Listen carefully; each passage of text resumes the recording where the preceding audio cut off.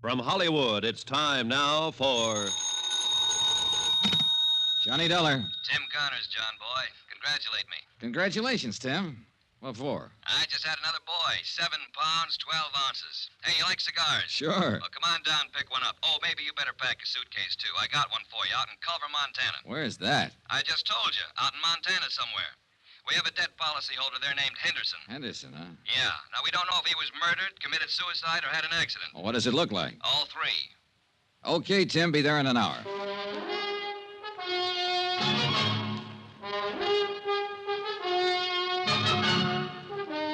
Tonight and every weekday night, Bob Bailey in the transcribed adventures of the man with the action-packed expense account, America's fabulous freelance insurance investigator. Yours truly, Johnny Dollar.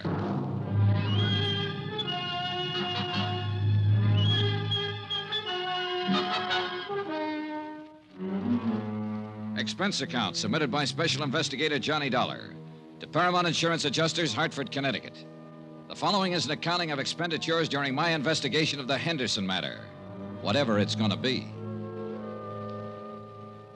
Expense account item 1, $1.25 for a detailed map. I had an idea that Culver, Montana was a place that only Rand McNally might know about. They did. I found it tucked up in the high northern corner of the state near Great Falls. Hey, where's your bag? Home. I told you to pack it. Now, look, Give me John. a cigar, Tim. Tell me about the new boy and the new case. Okay, have a chair. There you are. I wouldn't smoke it if I were you. Terrible. Cost me $2 a box. Hey, you know something? I'm thinking of naming the new boy Johnny. Oh, tough case, huh? Yeah. Look, we're in the same sweet old spot, Johnny. Same old problem. One of our policy holders is dead, and for looking into the circumstances of his death, the insurance company is no longer a friend of the widow and orphan, but a big, bad monster trying to weasel out of a just claim. All claims are just claims, or are they? Well, of course they are. No one ever tried to pull a fast one on an insurance company. Well, the world's full of nice, honest, straight-playing people. Uh-huh. Now tell me about getting sandbagged in a poker game. Look, I want to get this out of the way and get back over to the hospital and see my wife. Now, John, this claim came into the insurance office yesterday afternoon, airmail special. The insurance company turned it over to me today. What company? Western. The policy's worth $25,000 face value, double indemnity if death was by accident. No payment for suicide. Uh-huh. You say the man's name was Henderson? Yeah, it says here, George Walter Henderson, Montana rancher. Last Thursday, he fell 4 stories out of a hotel window in Culver and died instantly. At least that's what we have in this report here. Somebody could have shoved him, or he could have taken the leap. Now, we have to know for certain. Oh, what's on the claim report? Accidental. There was no inquest, no police investigation, and that's not good enough for us. Uh-huh. This Henderson prominent? Well, he was big enough, Johnny. Cattleman, rancher. He was also a major stockholder in the only newspaper in Culver, so I doubt if his paper'd suggest suicide or anything else, do you? I don't know, Tim. I never met the editor. Well, meet him if you like. Talk to him. Talk to anybody in Culver. Find out what was what. This is a lousy cigar. Johnny, you know how to handle these things. We have to have more information than this. Have you tried to do anything on it at all? Yeah, I phoned the sheriff's office long distance and talked to a man named Holton, Eve Holton. He said he'd be happy to cooperate. What else? I phoned the beneficiary to get some information. Name's Pauline Henderson, his widow. Is she going to cooperate, too? I don't think so, pal. Huh? She hung up on me.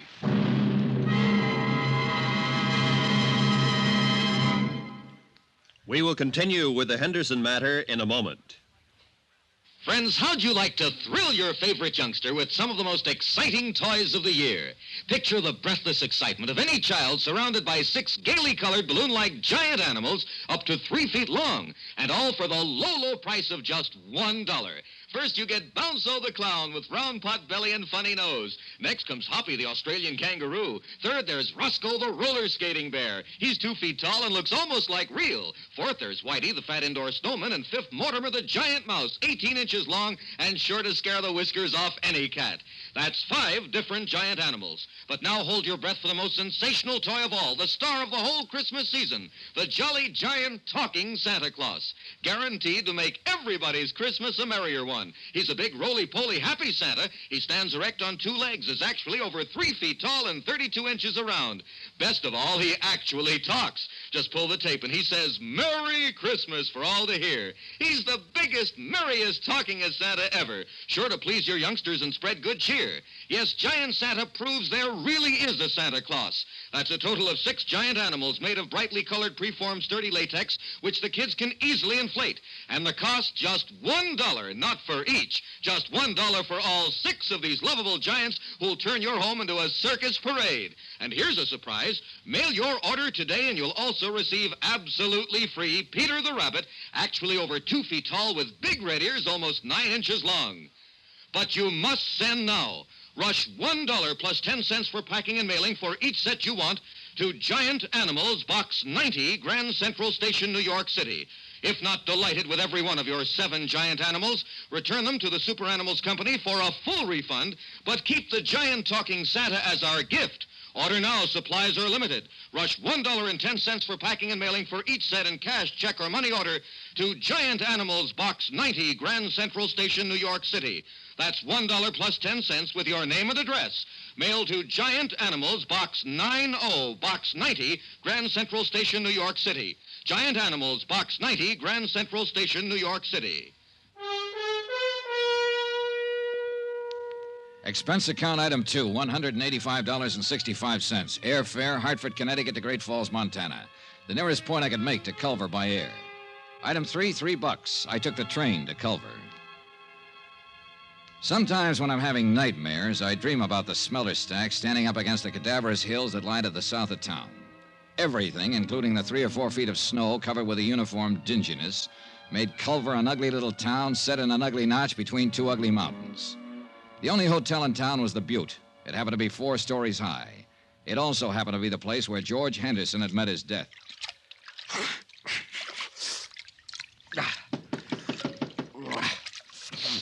Okay, just a minute.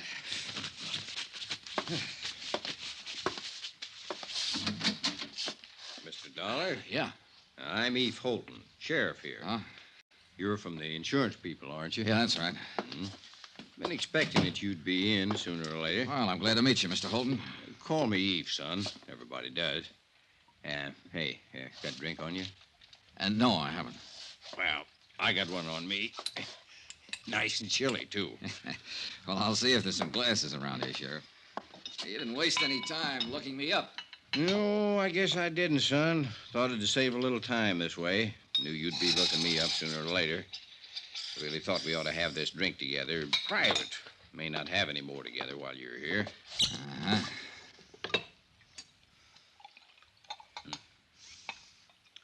Well, health and happiness, boy. Same to you. Now, this drink we're having. This is in your room, and I'm just a fellow welcoming you to Culver.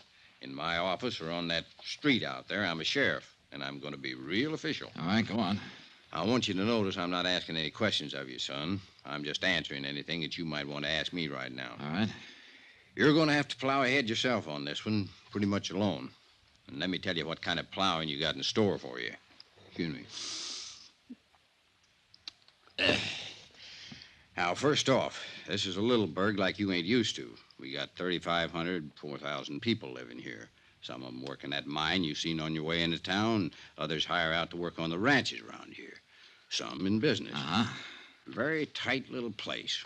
We hardly ever fool around with anybody else. Sure. Now, you're here because your insurance company don't like to pay off on a policy without knowing whys and wherefores. They don't like the word accident without knowing some of the details. No, they don't. There's a lot of people here, most people, who don't care about those details. As a matter of fact, son, they'd all just as soon put old George Henderson down on the ground and say it was an accident and let it go at that. Well, maybe it was, Sheriff. I don't know. But I'm going to find out. Yeah, well, now, let me go on. Those people who don't like the details don't like detail getters. You understand? Yeah. Scare you any? Not yet. You do all right, son. So, maybe you'd kind of like to get your coat on and come to a funeral with me. Starts at 3. Henderson's? Yeah. Give you a chance to look around, get the lay of the land. Okay, good idea. I wondered what kind of bull workers insurance companies turned out. I like you, Dollar. You're all right. You ain't bothering with any questions till you got some worthwhile asking. You tired? A little. Well, this won't take too long.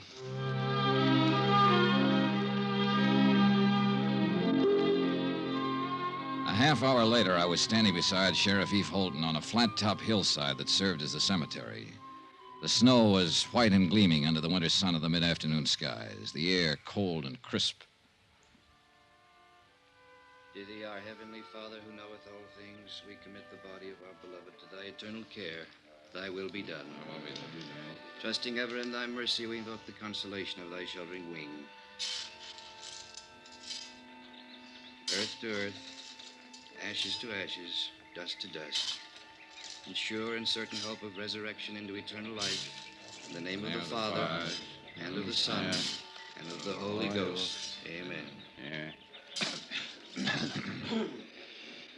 Here. Oh, that's that. Yeah. Poor George. Eve, Hmm? which one is Mrs. Henderson? There. That's Pauline Henderson? Yeah, that's her. Well, she can't be more than 25.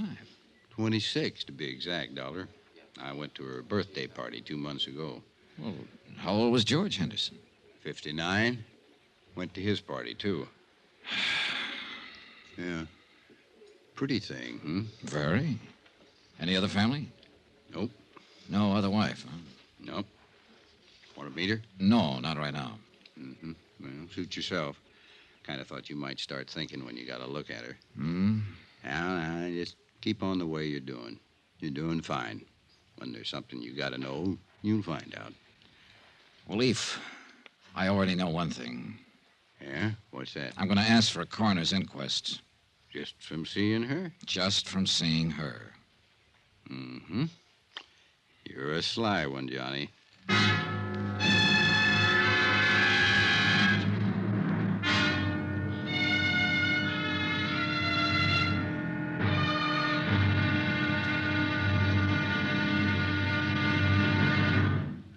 Johnny Dollar will be back in a moment to tell you about tomorrow's episode. Friends, send for your set of some of the most exciting toys of the year. 6 giant inflatable toys for only $1, some up to 3 feet tall. You get Bounce'll the happy clown, Hoppy the Australian kangaroo, Roscoe the 2 feet long roller skating bear, Whitey the fat indoor snowman, Mortimer the giant mouse 18 inches long, and last but not least, the great giant talking Santa, a roly-poly giant over 3 feet tall and 32 inches around the belly that actually says Merry Christmas out loud when you pull the tape. That's 6 sensational giant toys for only $1, made of sturdy, gaily colored latex that the kids can easily inflate. Send $1 for each set to Giant Animals, Box 90, Grand Central Station, New York City. And if you order right now, you get Peter the Rabbit over 2 feet tall absolutely free. If not delighted with your giant animals, your money refunded immediately. Order today. You may never hear this offer again. Rush $1 plus 10 cents for packing and mailing in cash, check, or money order to Giant Animals, Box 90, Grand Central Station, New York City. That's $1 plus 10 cents for each set with your name and address to Giant Animals, Box 90, Grand Central Station, New York City. Now, here's our star to tell you about tomorrow's episode of The Henderson Matter. Tomorrow, I find out how hard it is to believe what I see. And I see plenty. Join us, won't you? Yours truly, Johnny Dollar.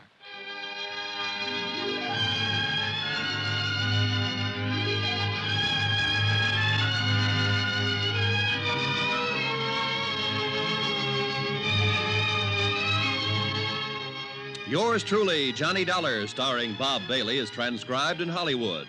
Written by John Dawson, it is produced and directed by Jack Johnstone. Be sure and join us tomorrow night, same time and station, for the next exciting episode of Yours truly, Johnny Dollar. This is Roy Rowan speaking.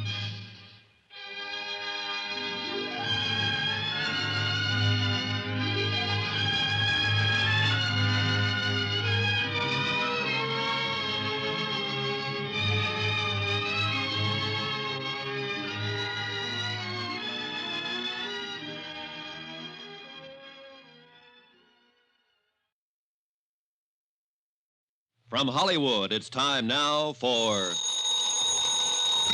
Johnny Dollar. Eve Holton, how are you this morning? Oh, pretty good, Sheriff. How about yourself? Oh, I'm fine, dandy. You were over at the City Hall this morning, Yeah, huh? that's right. I requested the coroner to conduct an inquest into the death of George Henderson. Yeah, I know. The coroner left it up to me. Huh? Yeah, came into my office and asked me if I had any reason to conduct an inquest into the death of George Henderson. I told him I didn't have any reason, but I'd do it if I was ordered to. Well, what happens now? Well, somebody'll have to decide whether there's going to be an inquest or not. Who? Mayor, I guess. I don't know. Anyhow, you stirred up some action, and you'll be getting it. Yeah, where? Just stay where you are, son. My guess is it'll come right to you.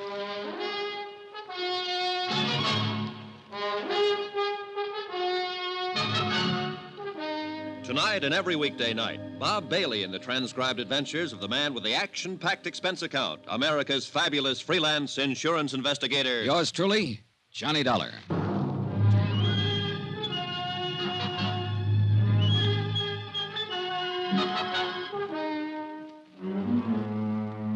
Expense account submitted by Special Investigator Johnny Dollar to Paramount Insurance Adjusters, Hartford, Connecticut. The following is an accounting of expenditures during my investigation of the Henderson Matter. The death of George Henderson of Culver, Montana, where I am today. A casual certification announced the death is accidental, having been received by a fall from a hotel window. No one in Culver seemed to be too worried about any of the details. But details are my job. That's why I requested the coroner's office to conduct an inquest. I took Sheriff Holton's suggestion and waited to see what my request flushed up in the dingy-colored mountains of Culver. An hour later, my first bird winged up to my hotel room. He was a tall, gray-haired man in a Stetson, earmuffs, and the western version of a Chesterfield. His Honor, Mayor Newton. Mr. Dollar, I want to talk to you about this request you made for an inquest into George Henderson's death. Yes, sir, Mr. Mayor. You are aware, of course, that George's death, and he was one of my beloved and personal friends for many, many years, was a great blow to the entire community. No, I didn't know that, Mayor Newton. Huh? Only the smallest part of the community were at his funeral yesterday afternoon. His widow and I'd say not more than half a dozen other people. Well, I understand that your insurance company is not quite satisfied with the certification. Is that correct? More or less. What would they need to be satisfied, sir? An exact knowledge of how Mr. Henderson fell out that hotel window. I would rather no inquest were held into Mr. Henderson's death. Why? Why, sir, George Henderson is dead and buried. It should remain that way. If an inquest were to be held, it would only prove that George fell out of a window. I beg you to consider that, Mr. Dollar. You seem very certain that an investigation would prove that death was accidental, Mayor. It was accidental. George fell out the window. Well, now, I can't just tell that to my insurance company, can I? We are a small community with a rudimentary police force, not equipped in any way for an exhaustive investigation, nor for the financial burden of such an investigation. I strongly urge you to reconsider this request for a coroner's inquest. You do? I do indeed. His untimely death was an unfortunate occurrence, outside the pale of any of our poor abilities to foresee. A terrible, terrible accident. I'd like proof of that. Proof? An inquest, Mr. Mayor. An inquest. All right.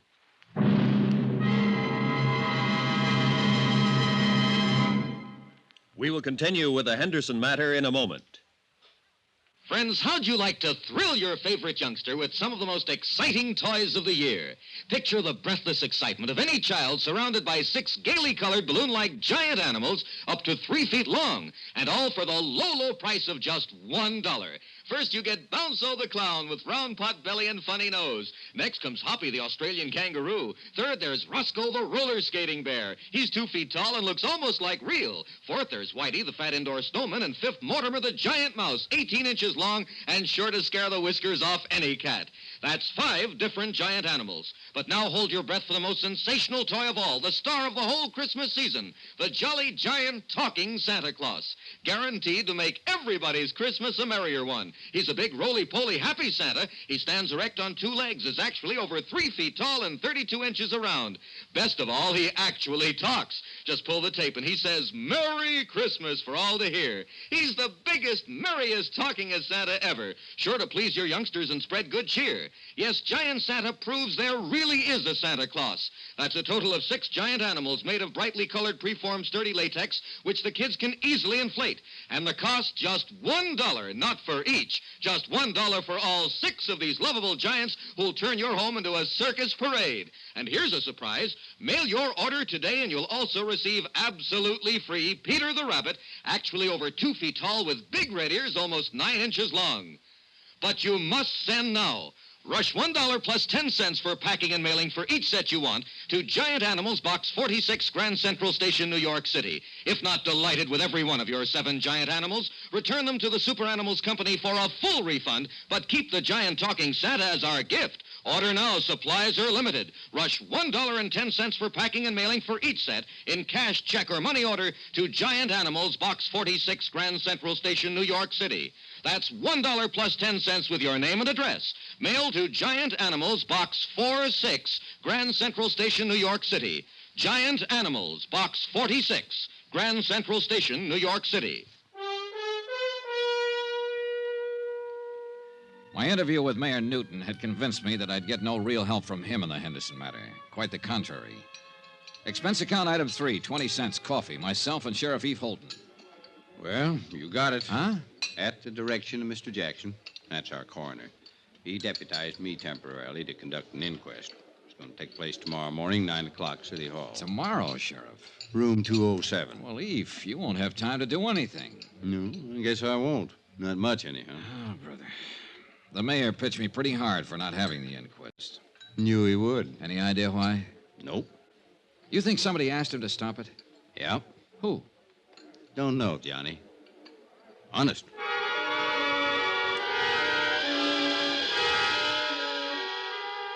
The next morning, I struggled my way against a belligerent north wind to City Hall and the inquest, if you could call it that.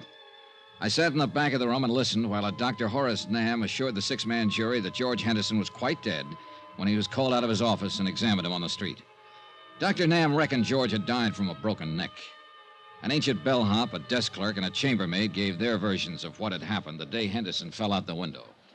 You swear to tell the truth, the whole truth, so help you God? I do, Sheriff. I'm the acting coroner today, Miss Copley. Sit down. Now, when did you see Mr. Henderson last? Last Thursday morning Where was this, Miss Copley? at the Butte Hotel. Mm-hmm. You know what time of the morning it was? About 10 o'clock. I went in to make his bed and straighten up his room. I see. I made his bed while he worked on some papers there, and then I left. Did you see him after that? No, sir. You didn't see him come downstairs for breakfast or anything? No, sir. Do you know if anybody went up to see him? I believe I saw Mrs. Henderson in the lobby after that. Do you see Mrs. Henderson in this room? Yes, sir. I believe that's Mrs. Henderson over there. No, that's Mrs. Henderson. Now, do you know if Mrs. Henderson visited Mr. Henderson in his room? No, sir. I don't know that. Miss Copley, did you happen to notice if anyone else went up to Mr. Henderson's room that morning? No, sir. It went on all morning long. Sheriff Holton, acting in the coroner's position, questioned person after person. All had more or less the same vague knowledge concerning George Henderson's death. I was most interested in Pauline Henderson's testimony. Now then, Mrs. Henderson, when did you last see your husband? Thursday. I went to see him about noon, maybe a little before. Where did you see him, Miss Henderson? At the Butte Hotel, in his room there. The same room he occupied prior to his death? Of course. The same room from which he fell? Yes. Were you alone when you went to see him, Mrs. Henderson? Yes. I must have left before 12:30. I had an appointment at the dentist. That was the last time you saw your husband alive? Yes. I was still in the dentist's chair when they told me he'd fallen out the window. What did you and your husband talk about, Mrs. Henderson? Must I answer that? Well, we're trying to determine something here. I'd appreciate it. George and I discussed our divorce. Could you tell us about that? George and I decided to part about a month ago. He moved out of the house and moved into the hotel. Mm-hmm. Outside of the divorce, were you on good terms? Oh, yes, we've always been on good terms. Mrs. Henderson, do you think there's a chance that he might have thrown himself out that window? Mrs. Henderson, do you think he might have thrown himself out that window? No. At least not over us, if that's what you mean. As far as you knew, was your husband in good health? Yes, he was. You happen to know when he was examined last? Oh, a month or so ago, he was in perfect health. One more thing. Did Mr. Henderson drink? Yes. Did he drink that morning with you? I think he had a couple of drinks. Yes, he had a drink or two while we were talking. He could have stumbled to that window. The clothes were New York, the perfume Paris, the jewelry Tiffany's. The look, you might expect it on the Riviera, where everybody tries to act bored with too many good things in life. Her dress, black for the occasion of death, was cut too well and too carefully for her to pass as a grieving widow. She answered the questions without hesitation or emotion. 15 minutes later, the jury brought in the expected verdict. Therefore, it is the opinion of this jury that the said deceased, George Walter Henderson, came to his death as a result of injuries incurred in a fall from the 4th floor of the Butte Hotel at or about 12:45 p.m. on the 19th day of this month. No evidence to the contrary, it is deemed and declared that the manner of death was accidental. Adjourned. And that was that. As far as Culver's people, its police, and its mayor were concerned. Yeah, the mayor. Well, Mr. Dollar, I hope you're satisfied. It was a pretty good inquest, Mayor Newton. I trust the official verdict of the jury will answer any questions your insurance company might have had on their minds and clear this whole matter up. I'll forward it to them and tell them the circumstances under which the inquest was conducted, Mr. Mayor. Satisfactory, I trust. No, but it served a purpose. Now that everybody thinks it was an accident, everybody will breathe easier. Certainly. Yeah. If everybody's relaxing like that, somebody's going to get careless. See you, Mr. Mayor.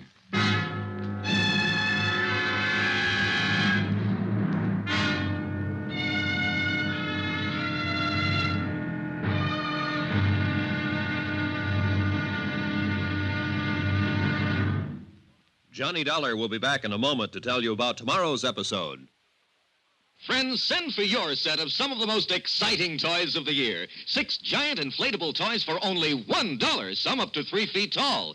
You get Bounce-O the happy clown, Hoppy the Australian kangaroo, Roscoe the 2 feet long roller skating bear, Whitey the fat indoor snowman, Mortimer the giant mouse 18 inches long, and last but not least, the great giant talking Santa, a roly-poly giant over 3 feet tall and 32 inches around the belly that actually says Merry Christmas out loud when you pull the tape. That's 6 sensational giant toys for only $1, made of sturdy, gaily colored latex that the kids can easily inflate. Send $1 for each set to Giant Animals, Box 46, Grand Central Station, New York City. And if you order right now, you get Peter the Rabbit over 2 feet tall absolutely free. If not delighted with your giant animals, your money refunded immediately. Order today. You may never hear this offer again. Rush $1 plus 10 cents for packing and mailing in cash, check, or money order to Giant Animals, Box 46, Grand Central Station, New York City. That's $1 plus 10 cents for each set with your name and address. To Giant Animals, Box 46, Grand Central Station, New York City. Now, here's our star to tell you about tomorrow's episode of the Henderson Matter. People do get careless tomorrow, all over Culver, Montana. Join us, won't you? Yours truly, Johnny Dollar. Yours truly, Johnny Dollar, starring Bob Bailey, is transcribed in Hollywood. Written by John Dawson, it is produced and directed by Jack Johnstone.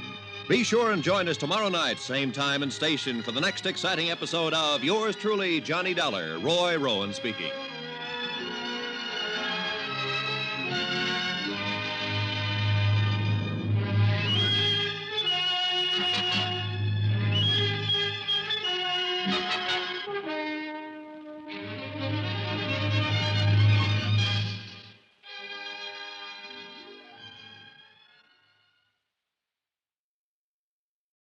From Hollywood, it's time now for...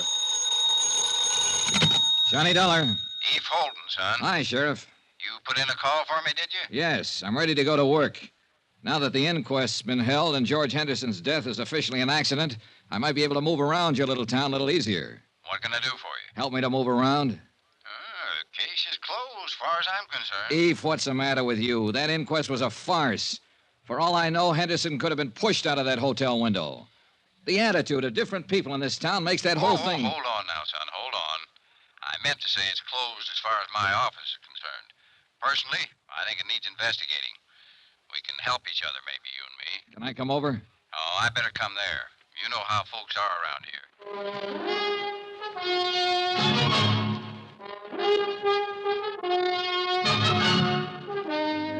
Tonight and every weekday night, Bob Bailey in the transcribed adventures of the man with the action-packed expense account, America's fabulous freelance insurance investigator. Yours truly, Johnny Dollar.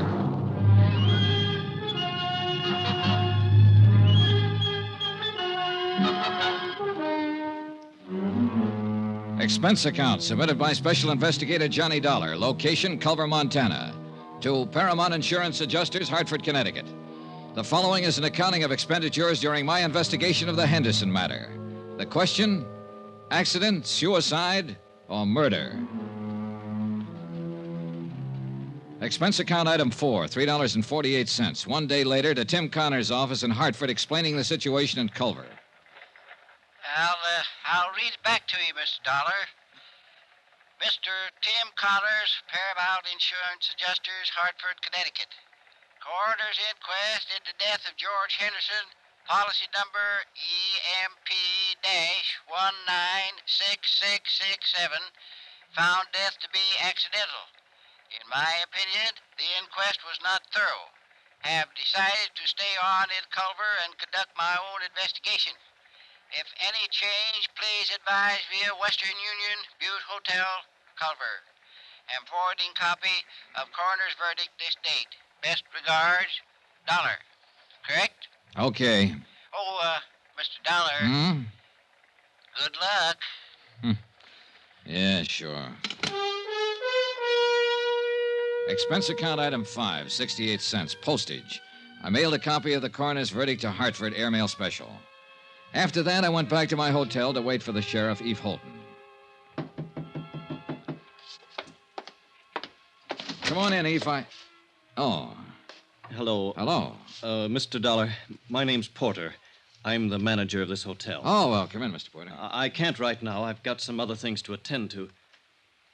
Well, anything I can do for you, Mr. Porter? I'm going to have to ask you for your room, Mr. Dollar. Oh? When? Today. Any particular reason? We're all filled up. The room's been reserved for 6 weeks. By whom? What? Who reserved it? Why, a man from Bozeman. It's a sort of convention. Sort of convention? What kind of convention is that, Mr. Porter? Look, Mr. Dollar, you'll have to leave this room today. The man's coming in tonight. Uh-huh. And there's no other hotel in town? That's the way it is, Mr. Dollar. No other place to stay? No. So I have to pack my bags and get out of town, is that it? I must have the room, Mr. Dollar. Who asked you to say you wanted the room, Mr. Porter? Who asked you to come here and kick me out? Why, no one. Well, you go back to no one, Mr. Porter, and you tell no one that I'm staying right here in this room here in Culver until I finish what I have to do here. You tell that to no one, will you? Mr. Dollar, I'd hate to call the police. Go ahead, Mr. Porter. Be sure and tell them about the sort of convention you're having and how all the rooms are sold out. Tell them about Mr. No One and tell them I called your bluff. Anything else, Mr. Porter? I was at the stage where I was beginning to take notes for myself. Note 1, the mayor didn't want to have an inquest into the death of George Henderson. Note 2, when they did have an inquest, they didn't want to really find out anything. Note 3, Mr. Hotel Manager wanted me to keep on not finding out anything by getting me out of town.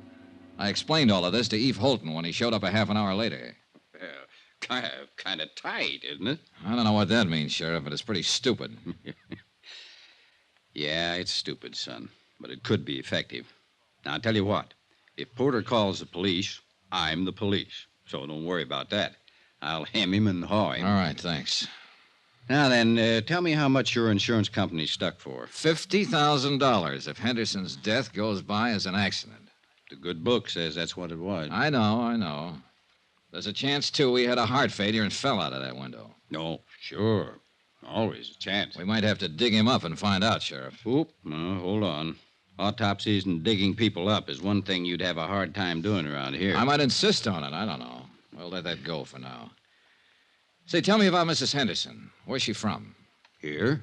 Right here in Culver. Now, she didn't get that mink coat and those diamonds she was wearing at the inquest in Culver. More important, she didn't get that continental look here either. So what's the story? Well, her name was Pauline Underwood before she married George. Born and raised right here in Culver. Of course, she went to school in the East, and she's been in Europe a couple of times, but most of her life's been right here. She is a mighty pretty widow. And a mighty rich one, too. Henderson had it. I know. This divorce she talked about at the inquest yesterday. Well, everybody in town knew they weren't getting along, never did get along. How could they? Pauline's 26 and George is 59. He could have been her father. As a matter of fact, he almost was. Well, tell me about that. You got a drink? Oh, yeah. Well, George raised Pauline from the time she was 14. He paid for all her schooling and growing up. She didn't have any folks after her old man died. George was pretty good to her. He sure was. Was he a friend of her parents? Well, Tom Underwood worked out at the ranch for George. When he died, there was Pauline standing around. Oh, yeah. Oh, thanks. And she eventually married him and his money, huh? Well, I wouldn't put it that way exactly. I think she liked him. Now, I've gone over what you're thinking, son. Those two were talking about divorce for some time. The papers had been drawn up for a settlement. She'd have got a lot of alimony and so on. Oh, Pauline had no call to push him out that window or have him pushed out. At least not for money. All right. Suppose he didn't want a divorce. Suppose he loved her and she came to the hotel room that morning and he pleaded with her to try all over again. Suppose she said no. Suppose she said no in a great big cold way. And George Henderson sat there and thought about it after she left. And he got sick all over and he walked over to that window and... Suicide? What do you think? You knew him. He wasn't the suicide type, Oh, son. nobody's the suicide type until they come to the end of the line, Eve. Then it's too late to interview them and ask them how they got there. Everybody seems to think it was an accident, so I'm just throwing words around. Well, you have a right to do that if you aren't satisfied, son. Hey, getting back to this hotel again.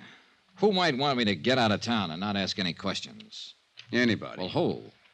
No idea. But it's somebody who has some feelings in this. Hey, who owns this hotel, Eve?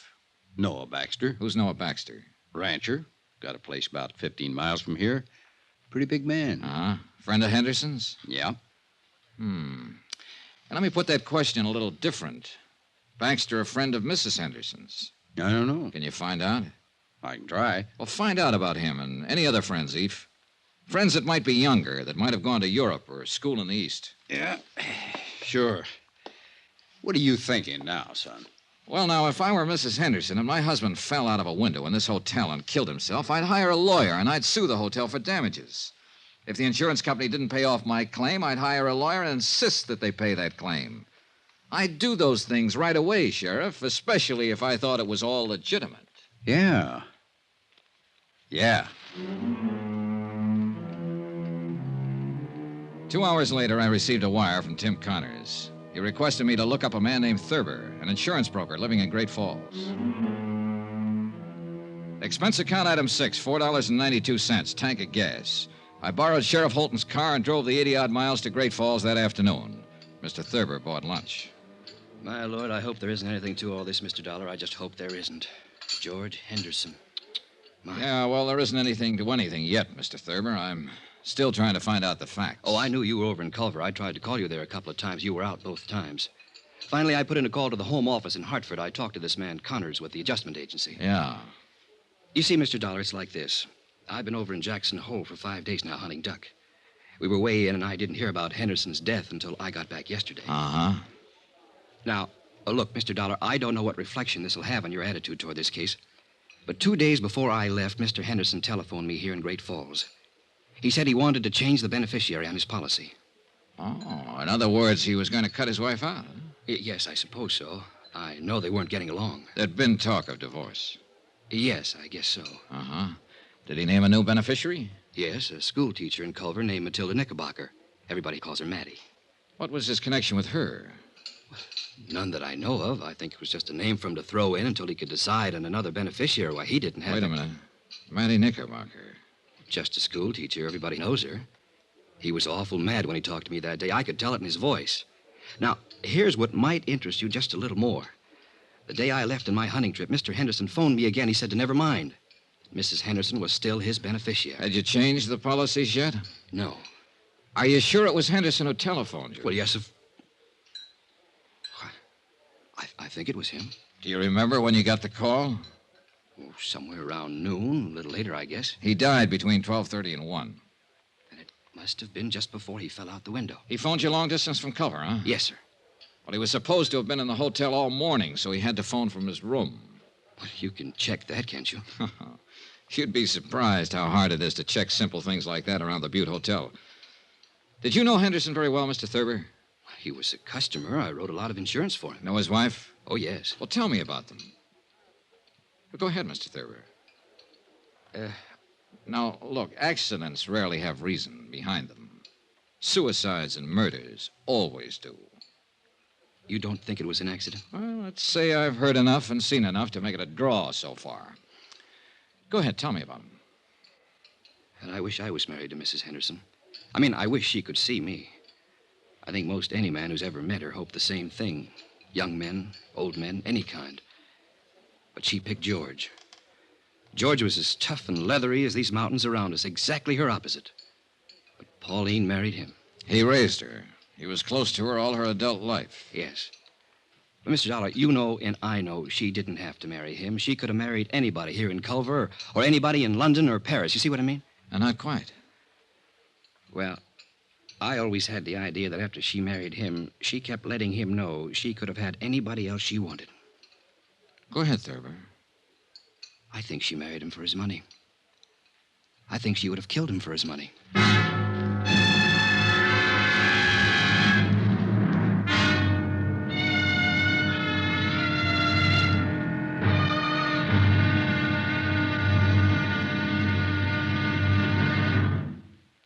There'll be another intriguing episode in our story of the Henderson Matter tomorrow. Tomorrow, the whole affair becomes a town issue, and I become the town goat. Incidentally, let me take a moment to say thanks for the many kind letters you've sent. We appreciate them more than you know. And I only wish it were possible to answer them all personally. Again, thank you. Yours truly, Johnny Dollar.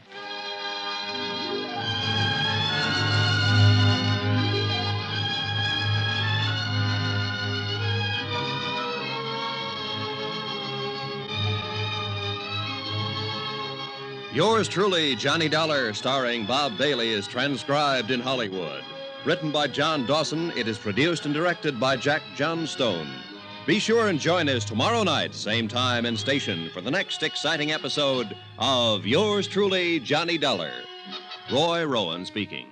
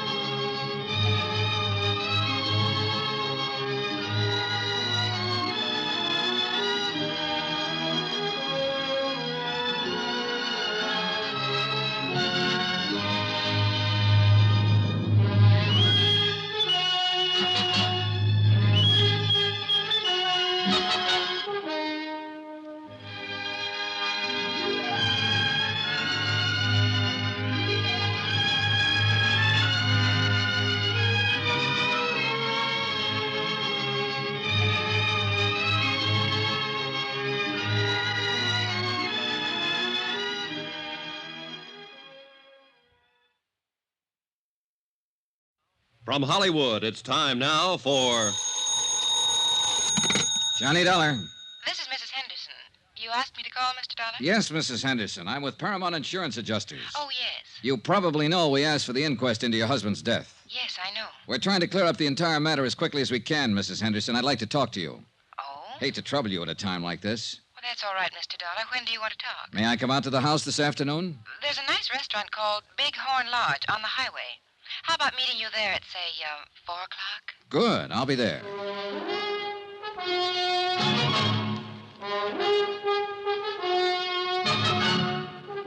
Tonight and every weekday night, Bob Bailey in the transcribed adventures of the man with the action-packed expense account, America's fabulous freelance insurance investigator. Yours truly, Johnny Dollar.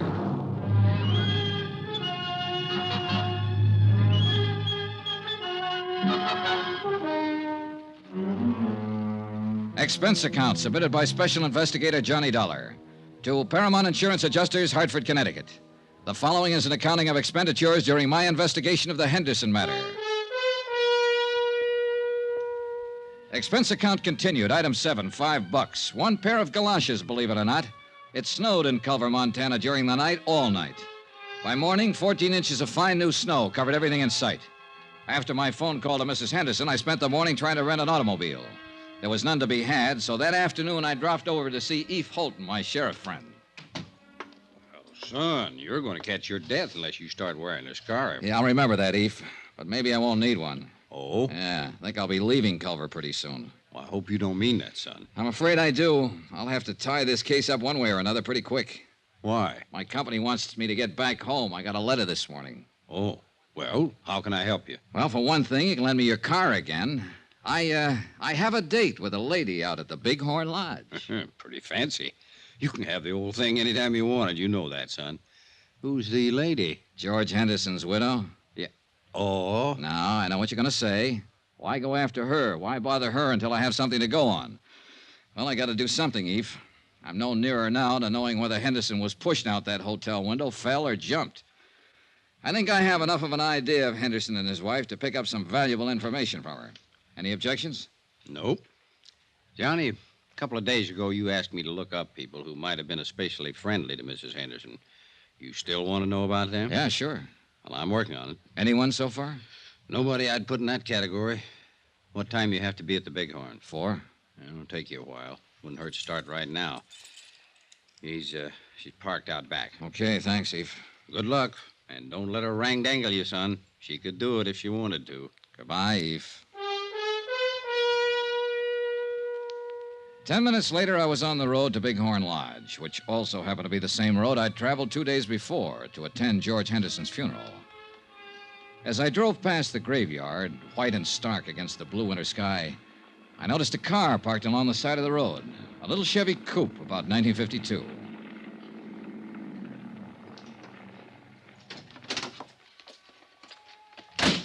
There was the figure of a woman, all alone, standing by George Henderson's fresh grave. Her head was bowed. She didn't notice me as I walked up. A gray-haired woman, about 45, slight, delicate, gentle. Oh, I'm sorry. I didn't mean to start it. Oh, that's all right. Must be getting late. Dear, it is. Do I know you? Why, I don't know. I'm Mattie Knickerbocker. The name had startled me. The day before, an insurance broker in Great Falls had mentioned her. Told me that George Henderson had named her his beneficiary, then changed his mind a few minutes before he died. Your name's not Campbell, is it? No, Johnny Dollar. Oh, Johnny Dollar. You remind me of a boy I had in one of my classes once, Torrey Campbell. Oh, you're a teacher, Miss Knickerbocker? Yes. Everybody knows me, I think. Or at least I flatter myself that way. Well, I should be going. I knew Mr. Henderson, too. Oh? He was a wonderful man, George. He was very dear to me. I'll find it difficult getting used to the fact that he'll never be around anymore. George had a wonderful laugh, didn't he? Yes, he did, Mrs. Knickerbocker. I never really thought that he ever grew up. Of course, you knew him in a business way, and I'm sure he was very, very grown up in business. But it doesn't hurt to think of him this way now, does it? I don't think so, Miss Knickerbocker. I didn't come to his funeral. I didn't think I could bear it. I thought I'd just drive out this afternoon and say goodbye by myself. Well, I apologize for interrupting you. Not at all, please. Funny little things. The birds in the snow. Oh. Such tiny, wonderful little things. A little bit of God in each of them, Mr. Dollar, wouldn't you say? Yes, ma'am. I don't know why. I think George would like to know they're here, near him. Miss Knickerbocker, I have to tell you... No, you don't, Mr. Dollar. I know who you really are. Everyone in town knows. You seem like a nice young man. Was it curiosity that made you stop your car? Yeah, I suppose so. I apologize. Oh, you needn't. I'm just an old friend of George's, saying goodbye to him. Good afternoon, Mr. Dollar. Goodbye. Talking to Mattie Knickerbocker, I felt that for the first time, somebody, namely Mattie, had talked frankly and truthfully about George Henderson. I was still thinking of the frail, drab little woman with the nice blue eyes when I met Pauline Henderson at the Bighorn Lodge. What are these matters you want to clear up, Mr. Dollar? Oh, just some doubts in my mind about your husband's death. What do you drink? Pernod. Pernod. I learned to like it in France. All right. One Pernod, bourbon, a little water on the side. Yes, sir. You sound like George when you order. Hey, I like your Bighorn Lodge. And I have to say, when it's elegant in the West, it's elegant. I'd like a light, please. Oh, sorry. Sure. Thank you. Mrs. Henderson, do you mind if I don't stall any longer with the drinks, the smokes, and the compliments? I'm surprised you've stalled this long. I've heard you're a very blunt and impulsive man. I spoke to an insurance agent named Thurber yesterday in Great Falls, your husband's agent. Mr. Thurber told me that your husband wanted to name a new beneficiary last week. Really? Yeah. He named Matilda Knickerbocker. Mattie Knickerbocker. I'm not surprised, I suppose. Mattie's a lovely woman. I know George was very fond of her. Mr. Thurber also told me that Mr. Henderson changed his mind about that the day he died. In fact, he phoned Mr. Thurber in Great Falls and told him to leave the policy as it was. He did that a few minutes after you left his hotel room, a few minutes before he died. Can you explain any of that, Mrs. Henderson? Why don't you ask Mattie Knickerbocker? Because I don't think she'd know. I ran into her this afternoon, and I talked to her. Well, not about this, just about other things. I'll look her up again if I have to. But it's you I want information from now. Then why don't you ask what you mean, Mr. Dollar? All right. Did something happen in that hotel room that made him change his mind about you? That's better. I do wish that ridiculous little man would bring our drinks. He will. Don't misunderstand what happened in the hotel room. George and I were going to be divorced. He moved out of the house a month ago. We went to his attorneys and drew up a tentative property settlement. You mean... Dunlap, Eder, Reardon, and Blake, Great Falls. They have a copy of that settlement. George was quite generous to me. So I didn't kill him for his money, if that's what you're thinking. Here we are, sir. Pernod, bourbon. Thank you. I didn't see George for 3 weeks or so after we made the settlement. Then we happened to meet one day in Culver, and, well, we had a rather bitter argument. It was one of those ridiculous things. We quarreled and parted very angrily. The whole thing was childish. My first impulse was to go right back to the lawyers and demand every unreasonable thing I could on the divorce settlement. I guess George's first impulse was to cancel me out as his beneficiary. Did you go to a lawyer, Mrs. Henderson? No. No, I cooled off. I cooled off considerably, Mr. Dollar. After all, George had been everything to me most of my life. I was truly sorry we never got along as man and wife. I'm glad that we made it up before he died. That morning. He apologized when I came by the hotel. I apologized. After I left, he fell out the window. Then I can assume that this business with the policies had to do with the argument. Assume what you like, Mr. Dollar. I can understand why you're annoyed by me and my questions. It's just that it's kind of hard for us to believe that a man involved in divorcing his wife would still name her as his beneficiary. I say that because of past experience. Oh, it's happened, but isn't usual. I could have told you that we were reconciled that day in the hotel, that we were going to drop the whole divorce matter, and that George was coming back to the house to live. Yes, you could have told me that, Mrs. Henderson. Mr. Connors in our home office in Hartford called you a few days ago. You hung up on him. Why? Well, I was very upset. I've never been a widow before. Uh-huh. I believe you, Mrs. Henderson. Sitting here like this. You're a lovely person, and I know it. And you know it. And this is a pretty nice place to conduct business. Why didn't you ask me to your home? I preferred to talk to you here. That's what I thought. I saved all the did your husband have any enemies and did he seem depressed questions for another time. But before I went to bed that night, I read and reread Mrs. Henderson's testimony given at the coroner's inquest. The next morning, I interviewed all of the people at the Butte Hotel who'd been on duty the day Henderson fell out the window. After that, I dropped in to see Eve Holden. Here it is, Johnny, right here. Personal effects of the deceased included 4 suits of men's clothing, 14 shirts, 5 pairs of hosiery. Was there a bottle in that room, Sheriff? Liquor? Yeah. No bottle. Nothing like it, son. All right. He didn't call down and have a bellboy bring him a bottle or send him any drinks. The chambermaid swears there was no liquor in his room all the time he lived at the hotel. You say he was a light drinker. Now, what light drinker takes a nip before he has his breakfast? Who said he had a drink that morning? Mrs. Henderson. What? On the witness stand, under oath at the inquest. She testified that her husband had a drink before she came up to the room and while she was there. Now, mind you, she didn't say he was drunk, but she did say he had been drinking. You read over that transcript. So?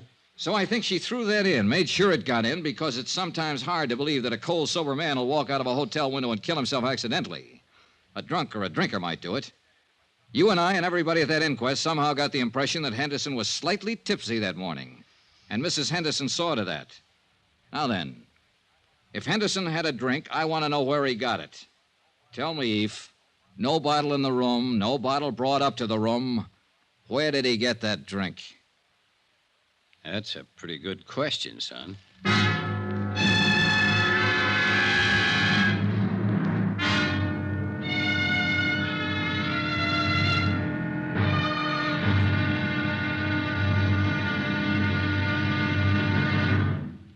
There'll be another intriguing episode in our story of the Henderson Matter tomorrow. Tomorrow, the wind-up. Yeah, the whole case blows sky high. Join us, won't you? Yours truly, Johnny Dollar.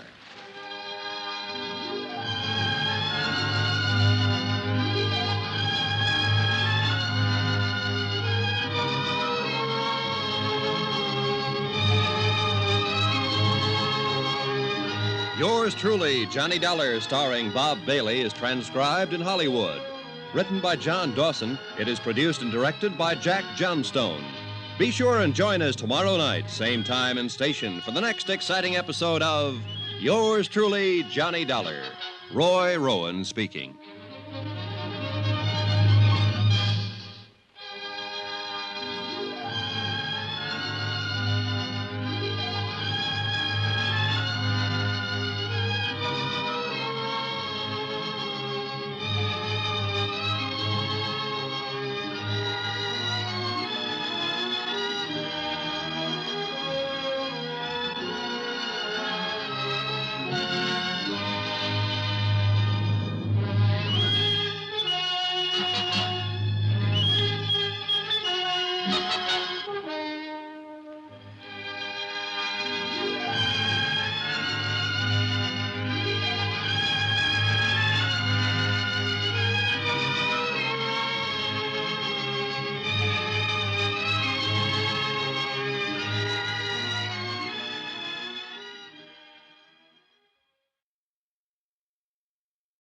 From Hollywood, it's time now for Johnny Dollar. I have a call for you from Hartford. Go ahead, please. Johnny? Right here. Connors at Paramount Adjusters. Say, what was this wire, Johnny? You serious about denying liability to Mrs. Henderson? I sure am. I think it'll bring the whole thing out in the open. This is pretty serious. Have you got any concrete evidence death wasn't accidental? Jim, I have a copy of the coroner's inquest. Concrete evidence that Mrs. Henderson lied under oath. She said her husband was drinking the morning he died. Everybody here believed he was a little crocked when he fell out that hotel window. I've got proof that he didn't have a drink that morning. What proof? No bottle in his room. No bottle brought there. Nothing. What do you say? Don't make a move, kiddo. I'll get the first plane.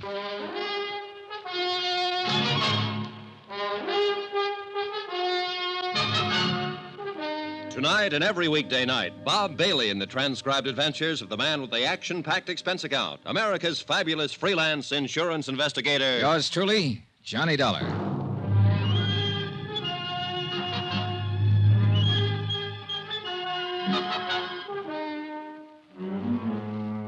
Expense account submitted by Special Investigator Johnny Dollar to Paramount Insurance Adjusters, Hartford, Connecticut. The following is an accounting of expenditures during my investigation of the Henderson Matter. Sheriff Holton agreed that there was enough of a doubt about the circumstances prior to George Henderson's accidental death to warrant an official re-examination of all the facts. He promised me the police would start an immediate investigation. That was all I needed. I knew Mrs. Henderson would be re-questioned and that the pressure would start to build up. 14 hours later, when Tim Connors arrived in Culver, I had some pressure of my own. Well, Johnny, what? Well, the best thing we can do now is move in. Deny liability on the grounds that the accident is not proved. I suppose Mrs. Henderson sues us. All right, let her. Then the burden of proving that her husband's death was accidental would be on her. Look, Tim, contrary to her testimony under oath, Henderson didn't have a drink that morning he died.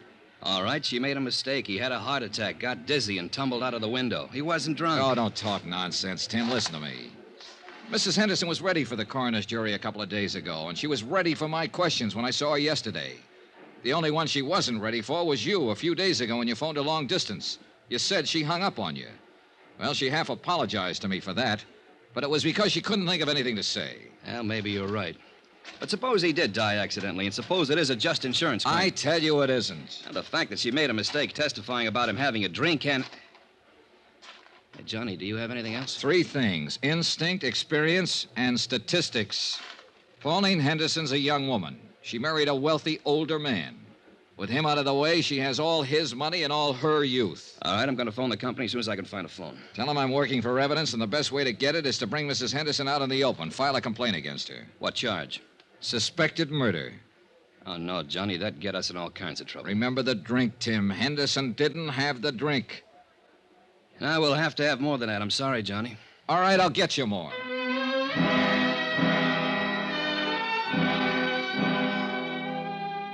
An hour later, I was with Sheriff Holton comparing notes. He reported that after questioning Mrs. Henderson, she admitted she might have been mistaken about Henderson drinking the morning of his death. She wasn't sure. But Eve Holton said what we both were thinking. You went in front of the coroner's jury and gave a misleading impression, son. Made us think that George was drunk and stumbled out the window. Well, we better find out who helped her pull this off. Sheriff Holton had every man in his office working on the case by then. It was a long, tedious job of combing over everything in Pauline Henderson's background to find a possible accomplice. About 5 in the afternoon, I drove to the Henderson ranch with Holton. Mrs. Henderson was out, but we interviewed one of the servants.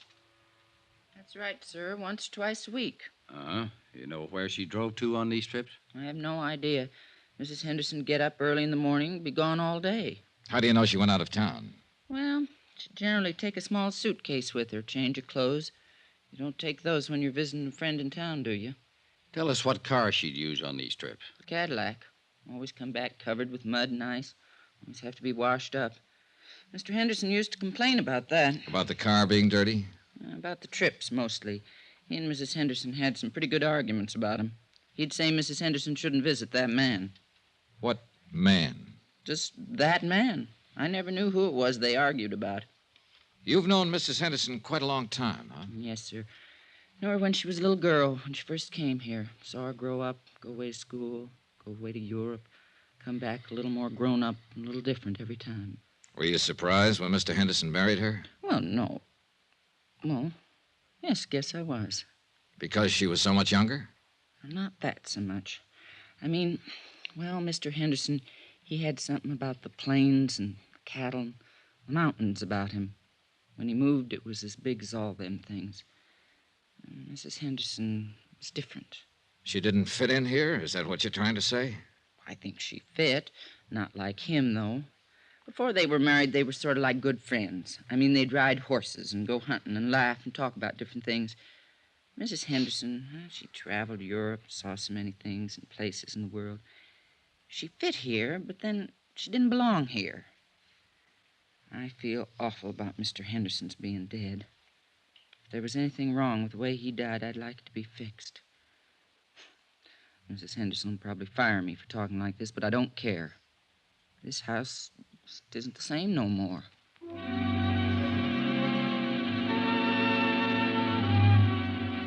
By the time we got back into town, Sheriff Holton's boys had discovered the names of 3 men who had been seen at various places around Culver in the company of Mrs. Henderson. Rod Tyler. Oh, who's he? Mining engineer. He's been away from here for over a year now. See, now, here's another one, Sam Pollard. Sam died 6 months ago. Hey. What? Noah Baxter. Oh, Baxter. That name's vaguely familiar. Yeah, he owns a hotel you're staying in. A couple of ranches, too. Well, he might have been the one who tried to have you thrown out. Oh. He also owns the mayor. Young man? About 30, 35. Let's go see him. Another drive, this time north of Culver to the Baxter Ranch. We found Noah Baxter busy with his help shoring horns on cattle. A lean, tall man with thin features. If you're trying to find out if I've been seeing Pauline on the sly while she'd been married to George, why don't you come right out and ask? All right, and have you? No, not on the sly. There's nothing between us. George knew any time she came over here to see me. He was a good friend of mine. I'm sorry he's dead. Pauline's a good friend of mine, too. I'm sorry you people are thinking what you are about us. Let's go up the house. It's getting cold. All right, Stan, that's enough for today. No, I got to ask you this. Where were you last Thursday? The day George died, Sheriff? Yeah. I was right here. Can you prove that? Sure. Ask anybody. You boys want a drink? No, thanks. No. Well, I do. Mac! Mac! I get it myself. When was the last time you were in Culver, Mr. Baxter? 3-4 weeks ago. My cook and the others handle what supplies we need. Do you mind if we talk to some of your help around here? No. What do you want to talk to him about? About last Thursday? About what happened when Mrs. Henderson came here to visit? It wouldn't look good if she came here to visit me, would it? Well, that depends on the circumstances, no? She'd come and sit there and read and look at some of those paintings. We'd talk when I had time. Anything wrong with that? No. Mr. Baxter, I think I ought to tell you, I've asked my company to file a complaint against Mrs. Henderson. Suspicion of murder. Oh. I'd like to tell you something. She didn't kill him and she didn't have him killed. She loved him a lot more than George loved her, I think. Both of you know her. Her dad was a drunken cowhand. When he died, George took her over, gave her everything. So you see, you're wrong. She loved George for giving her what he gave her, and mostly for being the kind of a man he was. I lied to you a couple of minutes ago. There was something between us. It was bound to happen sooner or later. She'd come here to cry on my shoulder, and I let her. Cry? About George. He wanted to divorce her. Didn't you know that? I had the idea it was the other way around. Oh, you're all wrong. George raised her, educated her, made her into a woman, and then he married her. And she wasn't what he wanted at all. Do you know who George wanted to marry? Mattie Knickerbocker, the schoolmarm. Go on. Oh, there was nothing between George and Mattie, but there would have been if he'd lived. What about you and Mrs. Henderson? Yeah. The thing that was between us was that I wanted her. She didn't want me, but I wanted her. I was glad when she told me about the divorce coming up. I really think she would have listened to me. But she wanted to be married to George. She really loved him. Sure you don't want one of these? No. No? And I really loved her. I went to see George last Thursday at his hotel. You know why? To tell him to go back to Pauline. Yeah, because I knew what he meant to her. You can talk to my people around here. They'd lie for me and say I was here last Thursday all day. They'd tell you that Pauline never came to see me. They'd lie right down the line for me. But, Mr. Dollar, I can't let you get out that complaint and take her in. One of my trucks was taking some beef to the hotel last Thursday. I rode in with the driver and went in the back way. I went right up to George's room to talk to him. Pauline had just left. I wanted to talk to him about the same things I've been telling you. I didn't want to hurt him. I loved him, the same as everybody loved him. When I got to his room, he wouldn't let me talk at all. He was mad that I interfered, and he tried to swing on me. I shoved him once. He went out the window. That's all. I killed him.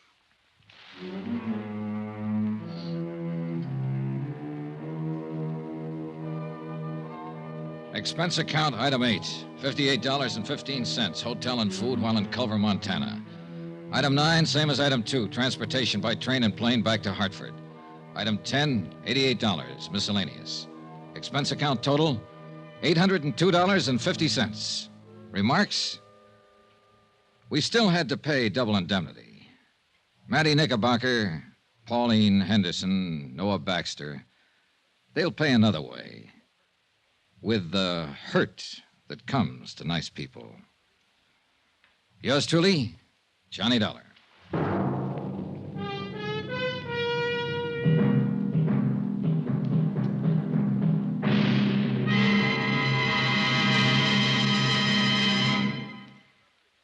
Remember, there'll be another exciting story beginning next Monday night. Next week, a real mystery, complete with plenty of action, a beautiful blonde, and a killer lurking in the shadows. Join us, won't you? Yours truly, Johnny Dollar.